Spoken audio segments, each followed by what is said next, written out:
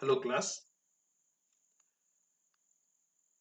So in this session we will be discussing about very important concept in human resource management, that is the evolution of the HRM.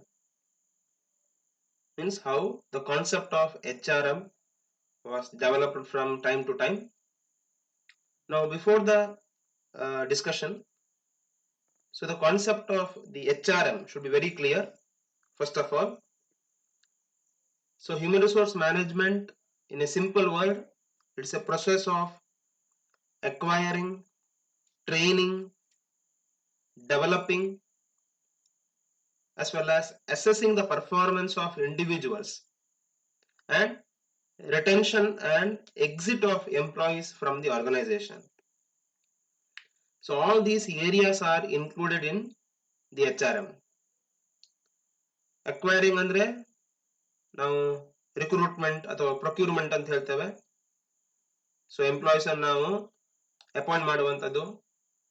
After that will be given the training, the basic training required for the work purpose. Next, later we have to develop them from time to time to cope up with the changes, and performance appraisal, assessment agbekalli our performance, and ultimately we have to retain the talent, and sometimes we need to take some exit strategy also. In such cases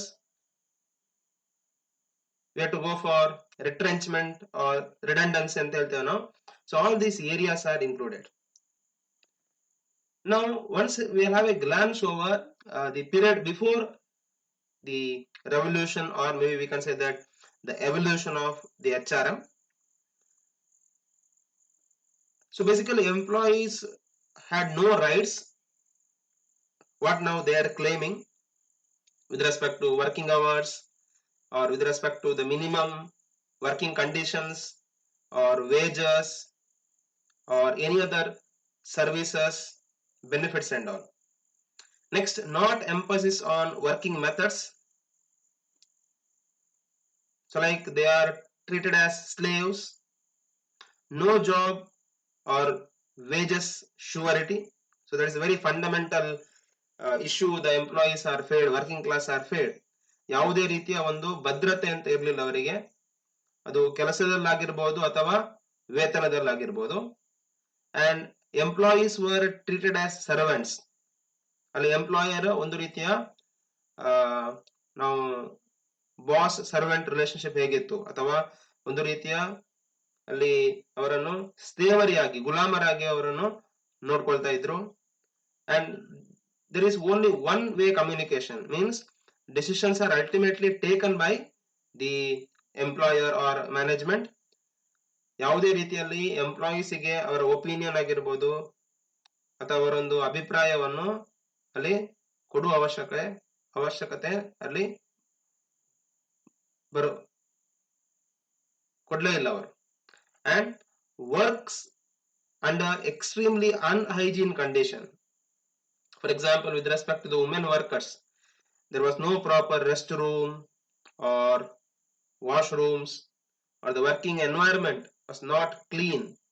There was no proper drinking water facilities, or humidification or ventilation or lighting. So all these were the things we need to observe before we discuss the evolution of HRM. Now the evolution of HRM can be categorized into various era in a chronological order. Now first we will have a glance on industrial revolution period. Usually in the 18th century, mid of 18th century ಅಂತ ನಾವು ಹೇಳ್ತೇವೆ. ಕೈಗಾರಿಕಾ ಕ್ರಾಂತಿ ಒಂದು ರೀತಿಯಲ್ಲಿ western European ಕಂಟ್ರಿಯಲ್ಲಿ ಆಯಿತು.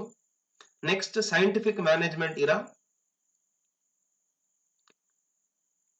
So ಒಂದು ರೀತಿಯ ಒಂದು ಸಿದ್ಧಾಂತ ಬಂತಲ್ಲಿ, scientific management, what we can say that principles by F.W. Taylor in the early of 19th century.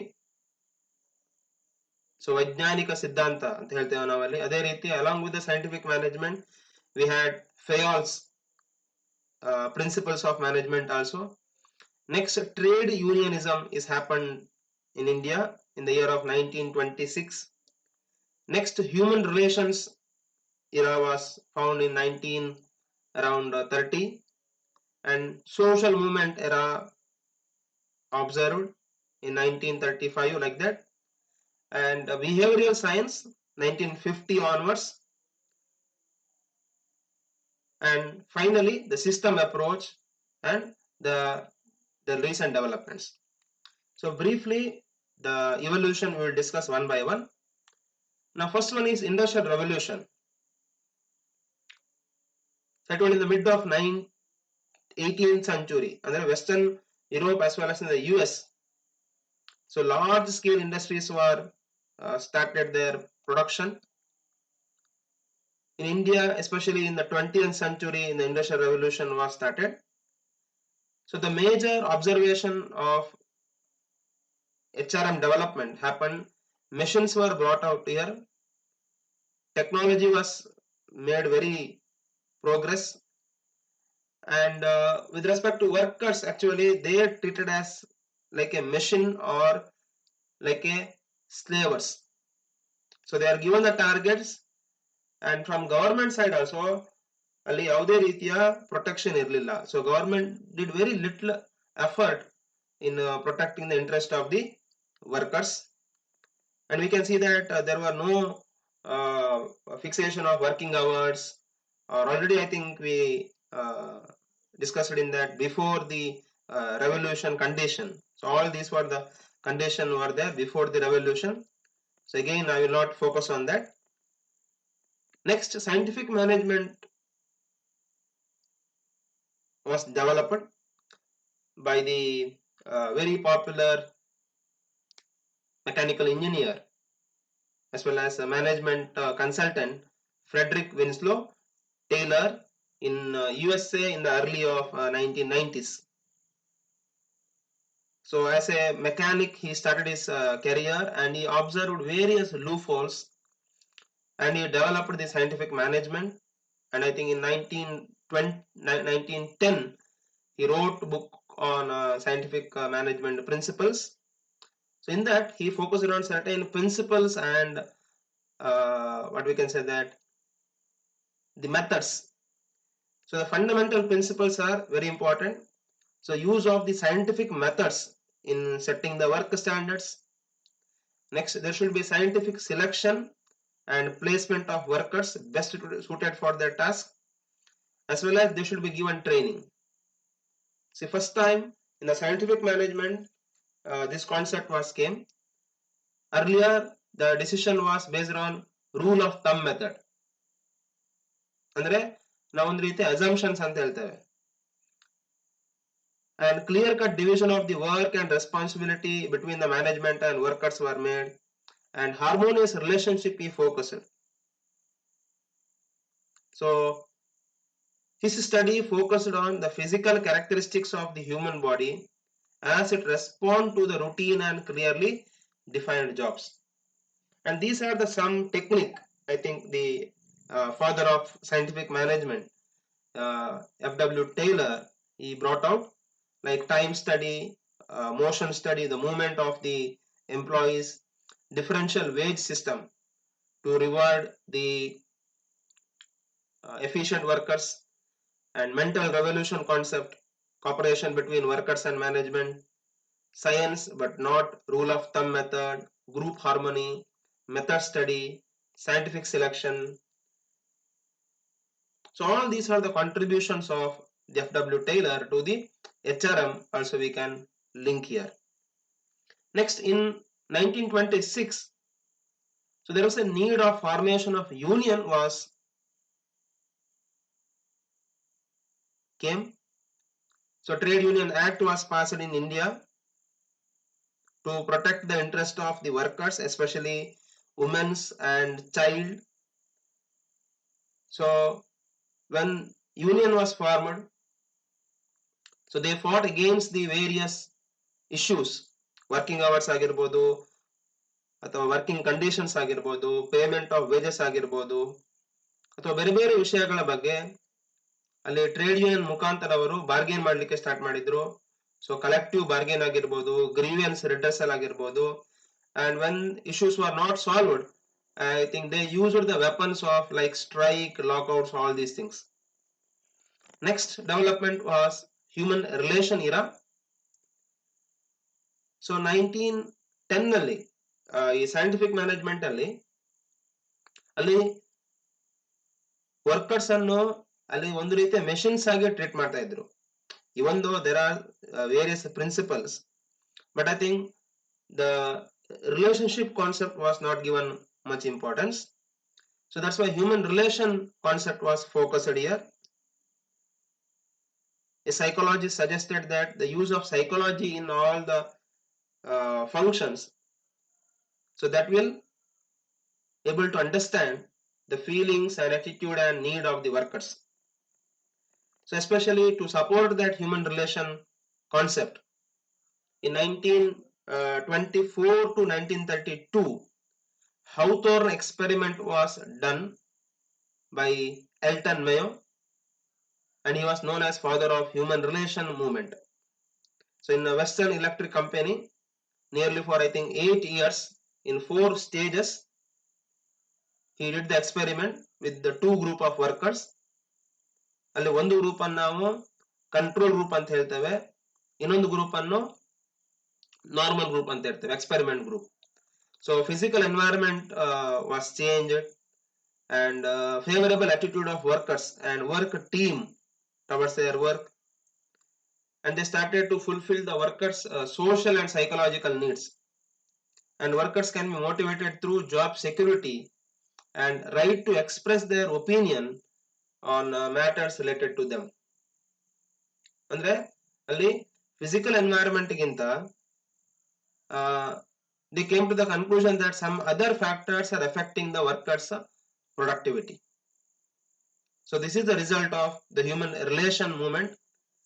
Then in 1930, Robert Owen, another very important British industrialist, he considered to be the first one to adopt the humanistic or a paternalistic approach.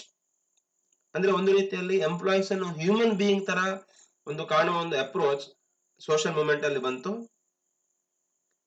So he viewed that social and economic environment influence the physical, mental and psychological development of workers, and this particular social movement is treated like owners are considered like a father and workers they are considered like a child. It's like a opposite concept of your industrial revolution. Industrial revolution alli employers are like a boss and workers they are treated as like a servant or like a slaves. But in the social movement, employer they are treated as a father and workers they are considered like a child, and they practiced provision of reducing the working hours and giving them additional facilities like housing facilities, education of the workers as well as their children, and I admired for giving a human treatment to the workers. Means workers they are considered as human beings in the social movement approach. Next 1950 onwards, behavioral science concept developed. Here understanding the psychology of human beings as well as understanding the behavior of employees, that was given importance. So team building, group formation or informal leadership than the formal leadership was given importance. Rather than focusing on individual behavior, group behavior was focused here, and motivation done by self-control and self-development as well as improving the efficiency through self-operating. So ಒಂದು ರೀತಿಯ ನಾವು organisational behaviour ಅನ್ನು ಇಲ್ಲಿ ನಾವು ನೋಡ್ತೇವೆ, understanding the perception, the attitude and behaviour of employees, so that how we can improve the efficiency of organization output. And finally in the system approach 1960, so all the class of employees are they are given actually equal opportunities. So there were three subsystems like technical, social, and power. So actually in the technical, the formal relationship are working. Social system, actually informal group relations are working. And in the power subsystem, they are exercising the power. But anyway, I think all the class of employees are given the equal opportunity in the workplace with respect to the development and all. And after 1960, I think the work design rather than communication and cooperation in groups, they found that is very key to increasing the workers' motivation, and work is done more interesting and fulfilling. Means we can say that work enlargement, work enrichment was done here, adding more responsibilities to the work. And 1970 onwards, quality of work life was brought into the picture. So emphasis on the value of human resources was considered here. So till now, I think the human resource concept was not there. Means employees, they are not considered as resources for their organization. But 1970, first time, the personnel management is converted as a human resource management. And 1990 onwards, because of the changes in environment, so many new concept was came into picture, like TQM, total quality management, business process reengineering, globalization happened, strategic human resource management concept happened, new technology came into picture, and we had workforce diversity, means from various sources in the company, workers started to work, and we had a holistic approach of the HR. And ultimately, HRA model includes high involvement, high commitment, and high performance work system and innovative work practices. So ultimately, human resource becomes human resource management. And nowadays, we can see that flexi working hours, so many changes, work from home concept is there. So many changes are happening in the HR field. And ultimately, the three areas to sum up the evolution of human resource management. Initially, we had personnel management, we had personnel department. So the main role of personnel department is administering the personnel, employees, workers. ಅಲ್ಲಿ major ಆಗಿ ಅಲ್ಲಿ recruitment ಮಾಡುವಂಥದ್ದು, appointment order issue ಮಾಡುವಂಥದ್ದು, and basic training ಏನು ಕೊಡಬೇಕು so training ಕೊಡುವಂಥದ್ದು, and administration of their compensation, wages, salary, whatever. So other things are not taken into consideration. Then next they started to move to industrial relation department. So they realized that there is a need to build relationship between management and employees, as well as there should be a good relationship between management and the union. So human relation development was concept was focused. And finally, human resource development, HRD ಅಂತ ನಾವು ಹೇಳ್ತೇವೆ ಅಲ್ಲಿ. So the management thought that there should be a sufficient amount of resources should be invested for the development of human resources. So investing, grooming, and developing people for the long-term interest of the organization was realized. So ultimately, the basic evolution we discussed here, from personnel management to industrial relation department, like industrial relation management, and to human resource development. So kindly once again go through the evolution of the management from all the perspective. So these are the era or the stages, what we can say that, or phases, from industrial revolution, scientific management, trade unionism, human relation, social movement, behavioral science, and ultimately system approach. Thank you.